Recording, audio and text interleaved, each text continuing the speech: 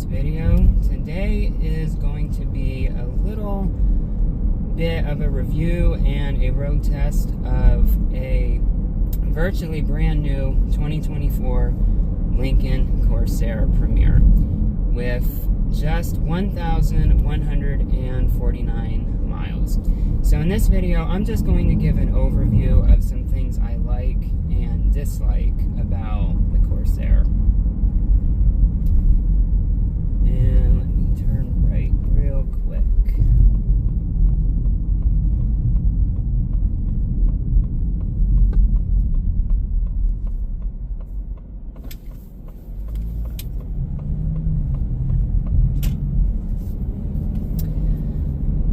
Okay, so the Lincoln Corsair is based on what was known as the Lincoln MKZ, which rode on the Ford Escape platform.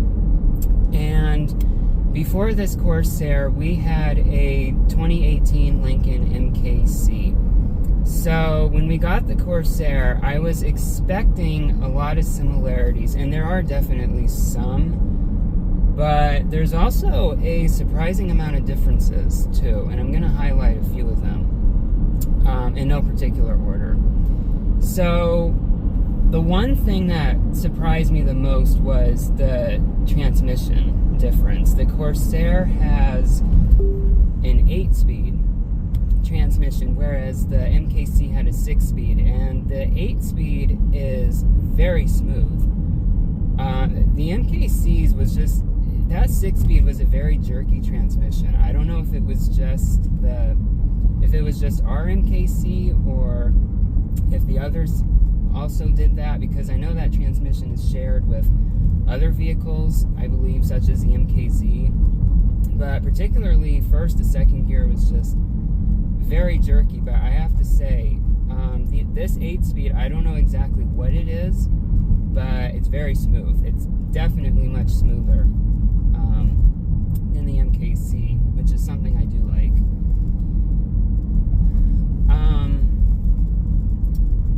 Another huge difference is features. The Corsair can be equipped to be very technologically advanced. I really like the features that the Corsair has.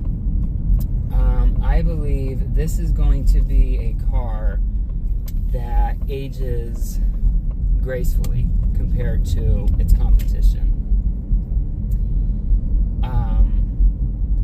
But no, I mean, this car can pretty much have every single feature you can think of. It could have, this particular one is the Premier trim with the 101A package, which gives you a ton of things, such as ventilated front seats, 360-degree rear view monitor, which is super helpful. I really wish my MKZ had that. Rain sensing wipers, a whole bunch of things. I honestly can't really think of all of them right now, but if you are looking for a Corsair, definitely spring for one that's at least Premier with the 101A package. You will be very glad you did. The package is only, I believe, like $3,800 or something, but trust me, the amount of additional technology you get, it's worth every penny. I think another one is power rear liftgate is another. So yeah, definitely very nice features in technology. So, and the MKZ was pretty good too, but the Corsair really makes the MKZ look pretty antiquated and pretty outdated. So I think Ford did a good job in that regards. Another area I will talk about is performance. And let me tell you, the Corsair uses pretty much a carryover 2-liter EcoBoost from a whole bunch of different other cars they have, such as the MKZ, the V6, or I guess Nautilus is what they call it now.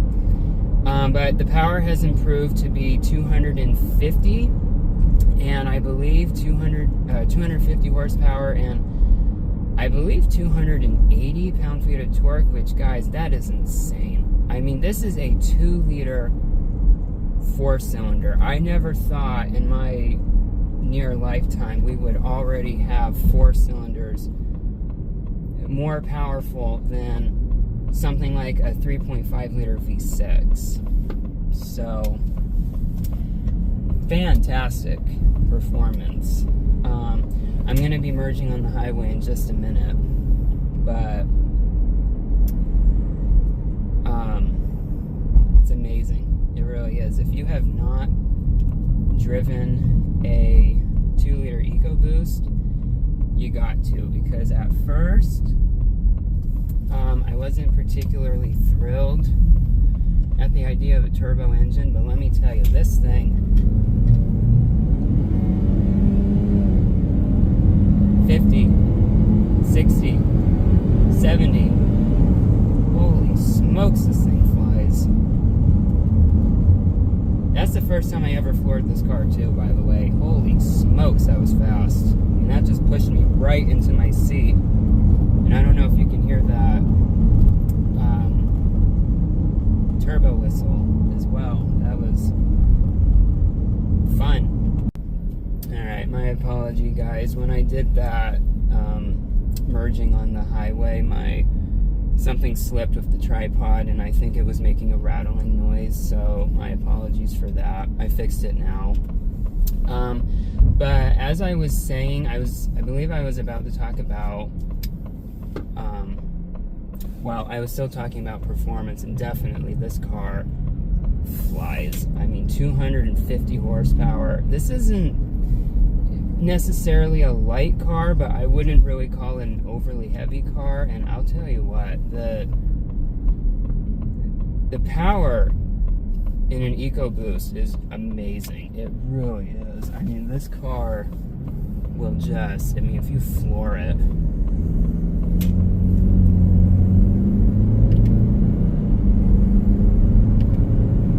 it's fun. And I don't know if you can hear that turbo whistle, but I definitely hear it.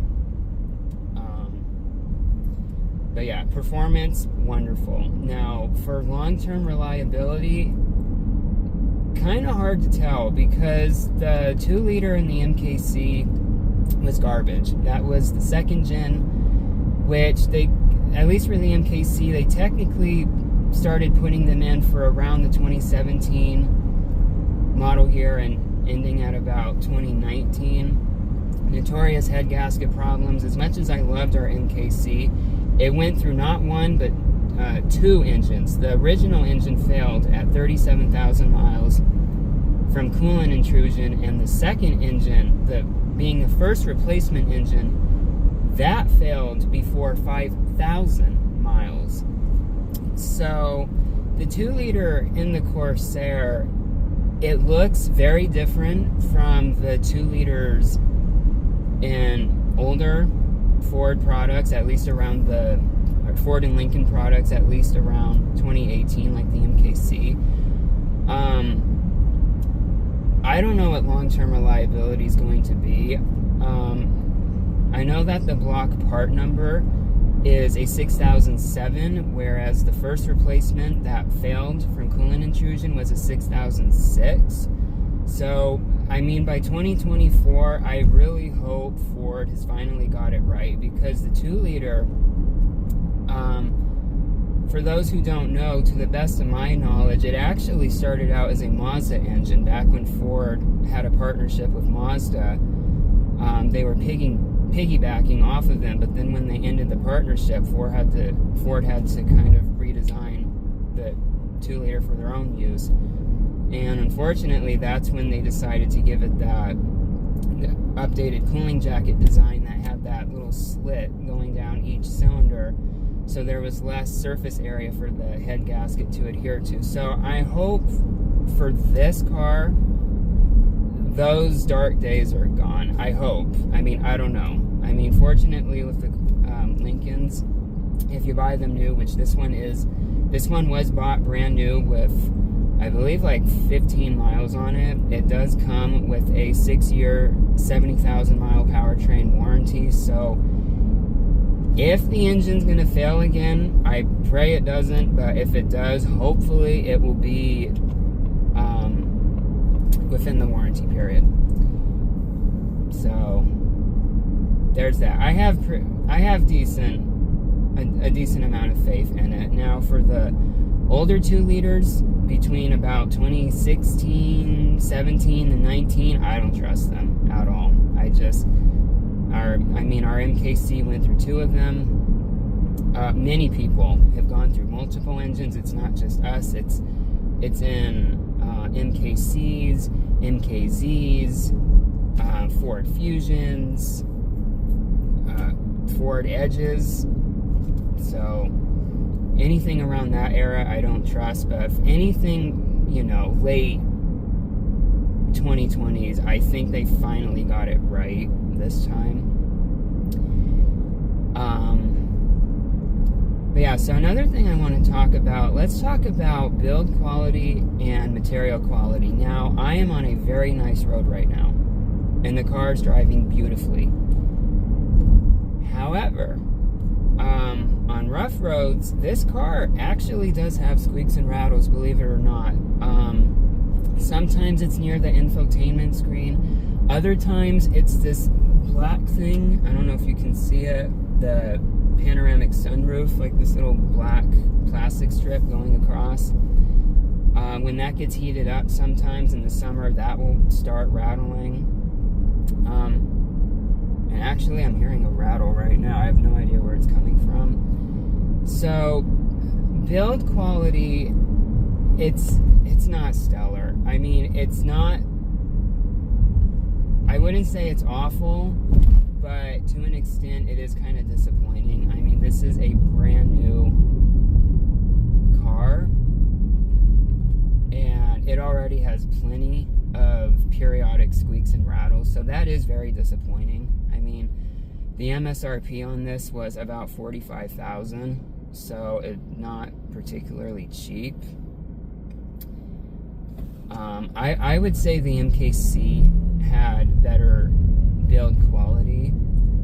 The MKC did not have nearly as many squeaks and rattles as the Corsair has, and if you look at a Corsair, it is evident where Lincoln has cheaped out. There is a lot more hard plastic use than the MKC,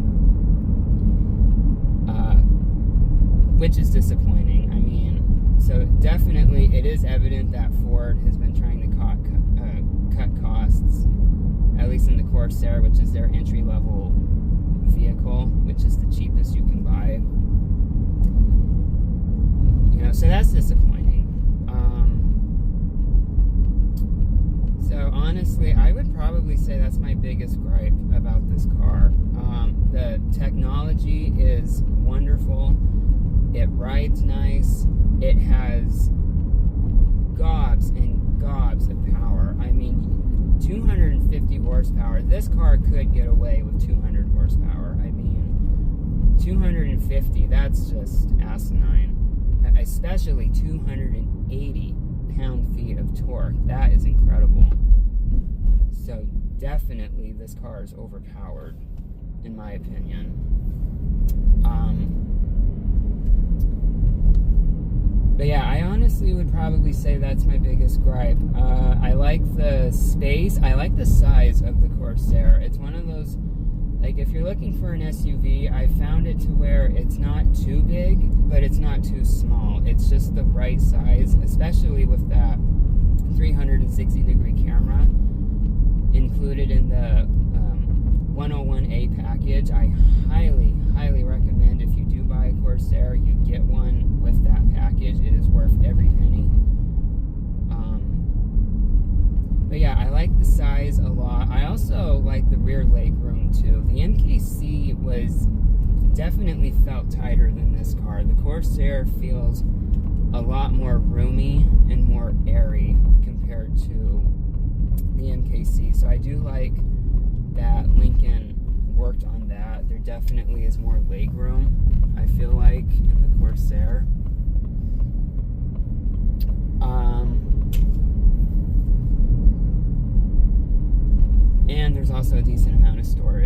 space too.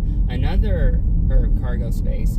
And another interesting feature is that the back seats, they actually slide forward and back. We had a 2014 Equinox that did that, which was very nice.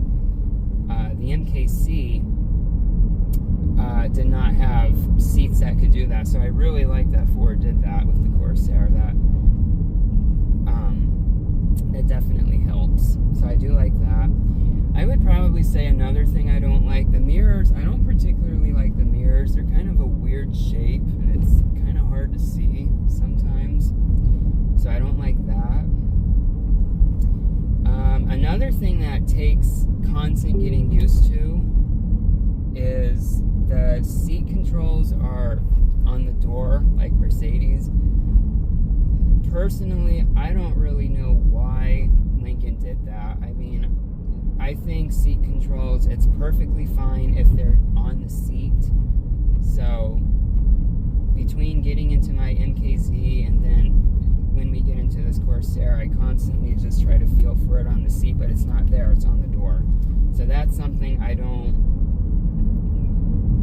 hate it, but I think it's just kind of silly. I mean, that's kind of just a Mercedes thing. I don't know if Lincoln is trying to copy Mercedes or something, but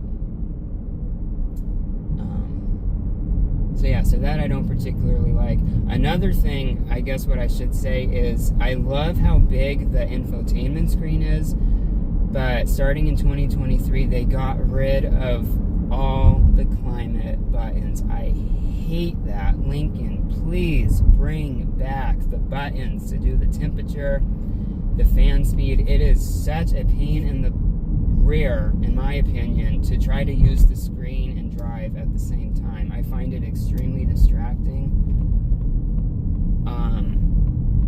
So I really wish they didn't do that. I mean, it makes everything clean and simple in terms of design, but I think that was a huge mistake by getting rid of that. I like buttons. I don't like too many buttons, but I don't like having nothing. So so that is absolutely something I wish they would bring back. And as for Sync 4, it takes a lot of getting used to. I'm so used to Sync 3. The MKC had it, my MKZ has it, the our F-150 has it. So Sync 4, it definitely is different, but overall, another thing I like too is that whenever you approach a school zone, it automatically warns you. That's a nice feature. But yeah, Sync 4 definitely, I think, it's a good improvement. It does have some of a learning curve to it, but I do think it is a big step up, and I think it is a system that's going to age gracefully, unlike other infotainment systems from other manufacturers and automakers.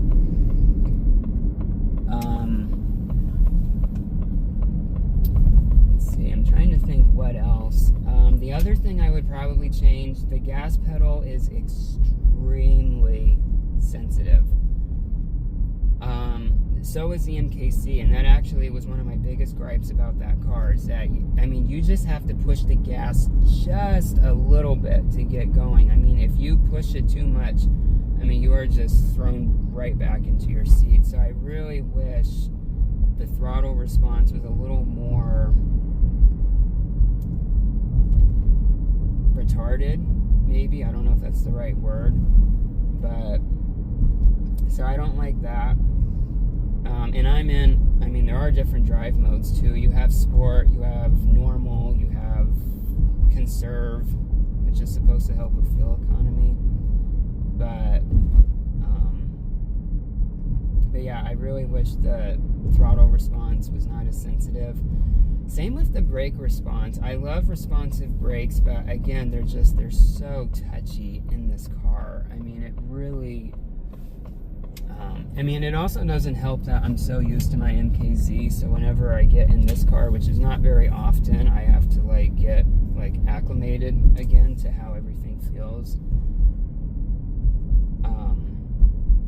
Yeah, so that is something I wish was different. I'm trying to think what else. Audio, this has the normal speakers. I believe there's 9 of them. It's not the Revell system. It's good. I mean, I have the 14 speaker Revell set up in my MKZ, and it's pretty good. It's very bass heavy, which I don't like about it, even at the lowest possible setting. But this this Corsair has just the factory normal speakers, and they're good. They have pretty good sound and bass too. So I don't consider the Revell system overly special.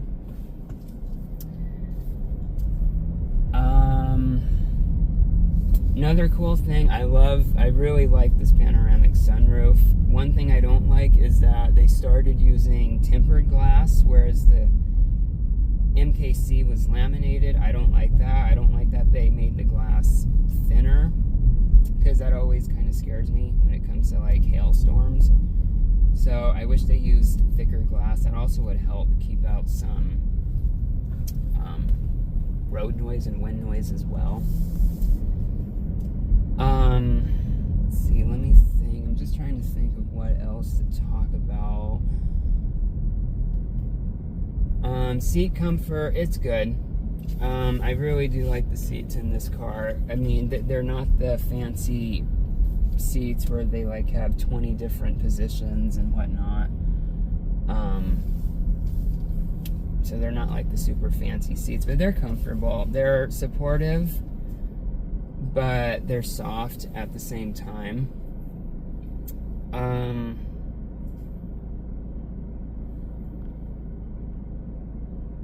But yeah, I think that's actually it. I don't want this video to go too long.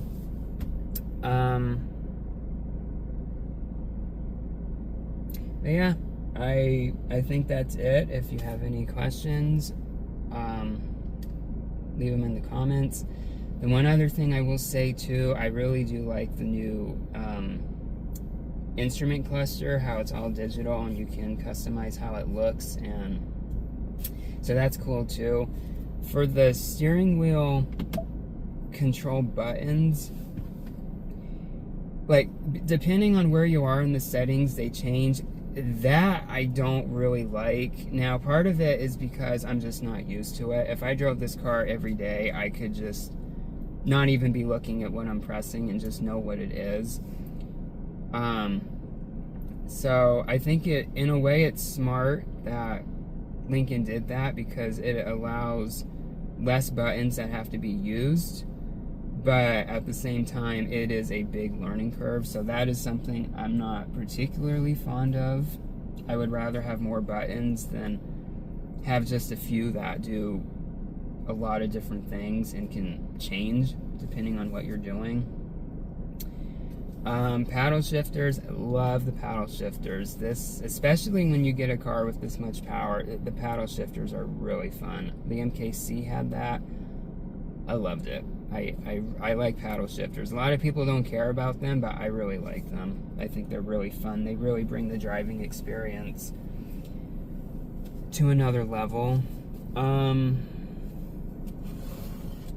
Another thing too with that 101A package, that also gives you stuff like wireless charging, garage home link. I don't exactly know everything off the top of my head. I just know that it is definitely worth it. Do not get just a base, bare bones Corsair. There's honestly no reason to. Definitely spend the extra $3,800 something and get one that's at least the 101A package for the Premier, the 201A for the Reserve, and the 301A for, I believe, like the Grand Touring or whatever they call it. So definitely do that. It's definitely worth it. And I think that's about it. I can't really think of anything else to talk about. Overall, I do think it is an improvement over the MKC, particularly for technology and features, and also some efficiency. But yeah, I think I'm gonna Oh, geez. Okay. Yeah, I didn't realize how long this video was, but I think that's going to be it for now. Those are just my thoughts on this brand new 2024 Corsair. Oh, and also one other thing too, when we bought it, we didn't realize that the top, I don't even know if you can see that, but it's kind of bubbled where it raised. Like, I think the heat, like, I think it baked in the heat or something, and it kind of bubbled up. So we're still waiting on a part for that, which it's stupid how long it's taking to get the part. It's been months. So that's stupid. So even though this car was brand new, it had a defect. Whether this happened in the factory, I don't know. I think it happened on the lot when it was just baking in the sun all day. It just bubbled up, and like the clip is broken, and the whole piece, the whole trim piece has to be replaced. But anyway, I think that's it. Thank you for watching, and I'll see you next time.